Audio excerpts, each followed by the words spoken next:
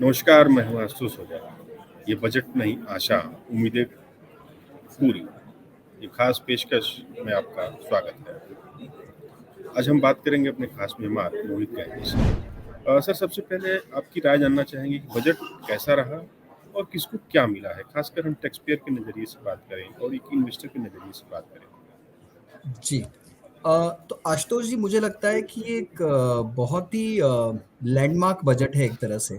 क्योंकि यहाँ पर सबके लिए कुछ ना कुछ दिया गया है, बट सबसे बड़ी बात ये है इस बजट में, अगर मैं अर्थव्यवस्था के हिसाब से देखूँ, तो जो बहुत बड़ा एक पुश चाहिए था केपेक्स को, कैपिटल एक्सपेंडिचर को या गवर्नमेंट के इन्वेस्टमेंट को, उसको एक बहुत बड़ा पुश मिला है यहाँ पर।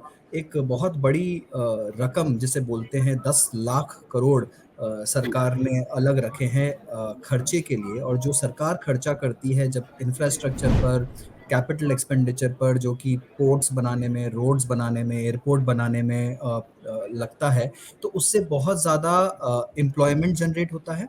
उसका जो कैस्केडिंग इफ़ेक्ट होता है, जो खपत सरकार करती है सीमेंट की, स्टील की, आयरन की, और जो एम्प्लॉयमेंट देती है, उसका एक बहुत ज़्यादा रोल डाउन इफ़ेक्ट होता है और पूरी इकोनॉमी के लिए वो बहुत बड़ी बात होती है। तो मुझे लगता है उसका बहुत बड़ा असर देखने को मिलेगा। ये जीडीपी का कुछ 3.5% खर्चा एलोकेट किया गया है यहाँ पर, जो एक बहुत अच्छी जी, बात है। दूसरी इस बजट की जो सबसे अच्छी बात है, अगर मैं बहुत हाई लेवल पर सोचूं, तो जो फिस्कल डेफिसिट है उसे पूरी तरह से कंट्रोल में रखा गया है।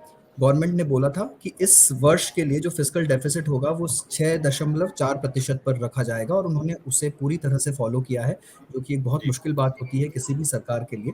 उन्होंने उसे किया है, और अगले साल के लिए 5.9% का जो आंकड़ा दिया है वो भी बहुत अच्छा है। और अगर आप देखेंगे तो इसको बॉन्ड मार्केट ने बहुत अच्छे से लिया है, और 10 ईयर की जो यील्ड होती है, जो कि सूचक होती है कि किस तरह से हुँ, इंटरेस्ट रेट ऊपर जा सकते हैं, कम हो सकते हैं, वो पूरी तरह से फ्लैट था आज। तो एक्सपेंडिचर बढ़ने के बावजूद यील्ड्स में कोई बढ़ोतरी नहीं हुई, बिकॉज़ सरकार ने फिस्कल डेफिसिट को काफ़ी हद तक कंट्रोल करके रखा है। तो ये तो हो गया अर्थव्यवस्था के हिसाब से 2 सबसे बड़ी जो मुझे बातें लगी, जो कि बहुत अच्छी बातें हैं इस बजट में। एक आम आदमी के लिहाज से अगर देखा जाए आशुतोष जी, एक टैक्स पेयर जो आप और मैं हैं, उनके लिहाज से भी बजट ने एक नई दिशा में कदम रखा है। ये बजट जो है आशुतोष जी, ये भारत को डायरेक्ट टैक्स कोड की तरफ लेकर जा रहा है धीरे-धीरे। तो मुझे लगता है जिस तरह से सरकार ने कदम उठाया है कि वो नए टैक्स रिजीम पर लोगों को पुश कर रहे हैं इंसेंटिव्स देकर।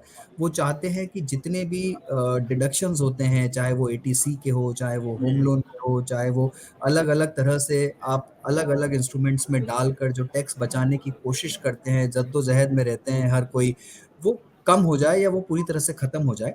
तो सरकार वो सारी जो क्या बोलते हैं छोटे-छोटे डिडक्शंस के लिए लोग भागते रहते हैं, उनको बंद करना चाहती है, और बोल रही है कि आप नए टैक्स रिजीम पर जाइए। यहाँ पर 7 लाख तक आपको कोई टैक्स देने की ज़रूरत नहीं है, अगर आप नए टैक्स रिजीम में आ गए हैं तो।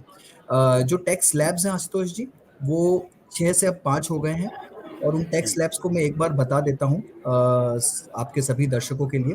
3 लाख तक कोई टैक्स नहीं देना होगा, पहले ये 2.5 लाख तक था। 3 से 6 लाख तक 5% टैक्स होगा, पहले ये 2.5 से 5 लाख तक का स्लैब हुआ करता था।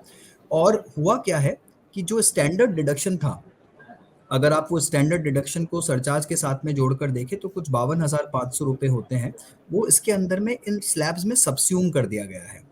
इसका हुँ, मतलब कि अगर आपकी आमदनी 7 लाख तक है तो आपको कोई टैक्स नहीं देना होगा, वो स्टैंडर्ड देना डिडक्शन पड़ेगा। में आकर और आपको पूरी छूट मिल जाएगी। तो 6 से 9 लाख तक का जो स्लैब है वो 10% है, 9 से 12 लाख 15%, 12 से 15 लाख 12 से 15 लाख जो है वो 20%, और 15 लाख से ऊपर जो है 30% का स्लैब रखा गया है। तो एक स्लैब भी कम कर दिया गया है, स्लैब्स को ऊपर ले जाया गया है। पर याद रखिए, ये सभी उनके लिए लागू होंगे जो कि नई टैक्स नए प्रणाली टैक्स में है। जो पुरानी टैक्स रिजीम में है, जहाँ पर आप एटीसी के डिडक्शंस लेते हैं, होम लोन के प्रिंसिपल का डिडक्शन लेते हैं, होम लोन के इंटरेस्ट का डिडक्शन लेते हैं, एचआरए के डिडक्शंस लेते हैं, तो फिर आप पर ये कुछ भी लागू नहीं होएगा। बट सरकार ने ये भी कहा है कि अब से जो डिफ़ॉल्ट प्रणाली होगी, अगर आपने कुछ भी वो नए सिलेक्ट टैक्स किया, रिजिम होगी। वो नई टैक्स रिजीम होगी। तो ये एक सर, बहुत अब छोटा पैसा जो मैं बात कर रहा था कि जो अब इन्वेस्टर्स के लिए कहें कि जब पैसा बचेगा तभी पैसा निवेश होगा। तो उसका जी। कितना स्कोप बना है इस बजट में? देखिए, मुझे लगता है कि अगर आप इसको टैक्स के लिहाज से देखें तो पहले ऐसा था कि करीब अगर आपकी आमदनी कुछ 15 लाख के आसपास थी तो 60,000 रुपए के आसपास कुछ आपका टैक्स जाता था, वो कम होके 45,000 हो जाएगा। तो कुछ 15,000 रुपए की बचत आपको हो रही है। तो टैक्स के लिहाज से काफ़ी अच्छा कदम है और एक पूरी टैक्स की प्रणाली जो इतनी कॉम्प्लेक्स हो रखी थी आशुतोष जी, उसको भी बहुत सिम्प्लीफाई किया गया है। वो आप मेल थोड़ा-सा टैक्स। आसान होगा।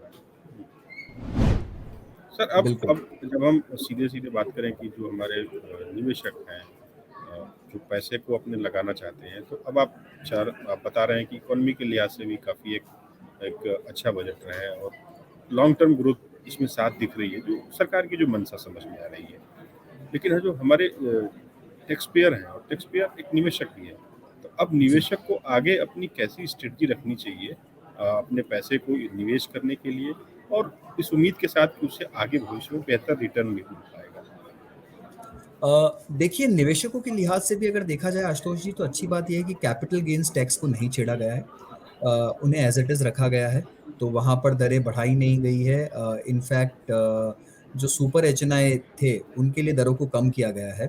सरचार्ज को कम कर दिया गया है, जो मैक्सिमम मार्जिनल टैक्स रेट होती थी, वो 43% से गिरकर अब 39% पर आ गई है, तो उनको काफ़ी रियायत दी गई है। और टैक्स पेयर्स के लिहाज से अगर आप निवेशक हैं तो देखिए एग्रीकल्चरल सेक्टर को बहुत पुश मिला है। उस सेक्टर की जितनी भी कंपनीज़ थी, आज आपने देखा होगा कि सभी बहुत ऊपर भाग रही थी बजट के अनाउंसमेंट्स के हुँ, दौरान। बट हुँ, एग्रीकल्चरल सेक्टर्स में जो इंसेंटिव्स दिए गए हैं, जो क्रेडिट प्रोग्राम लॉन्च किया गया है, कुछ 20,000 करोड़ का रकम मुहैया कराने के लिए आसान किश्तों पर, आसान आसान दरों पर, वो सब बहुत अच्छा है। तो वो सेक्टर को बहुत बूस्ट मिलेगा। मेक इन इंडिया और डिफेंस के लिए भी एलोकेशंस काफ़ी अच्छे हैं। तो वो सेक्टर हमेशा की तरह इस बार भी काफ़ी काफ़ी काफ़ी लाभान्वित हुआ है इस बजट से। तो जो कोर इंफ्रास्ट्रक्चर था, जो कोर इकोनॉमी है, उससे जुड़े जो क्षेत्र हैं आशुतोष जी, वो सभी बहुत अच्छा करने चाहिए। तो उनसे जुड़ी हुई कोई भी थीम्स हैं, चाहे वो इंफ्रास्ट्रक्चर हो, चाहे वो पावर हो, चाहे वो सीमेंट हो, चाहे वो रियल एस्टेट हो, अफोर्डेबल हाउसिंग को भी बहुत बड़ा बूस्ट मिला है यहाँ पर।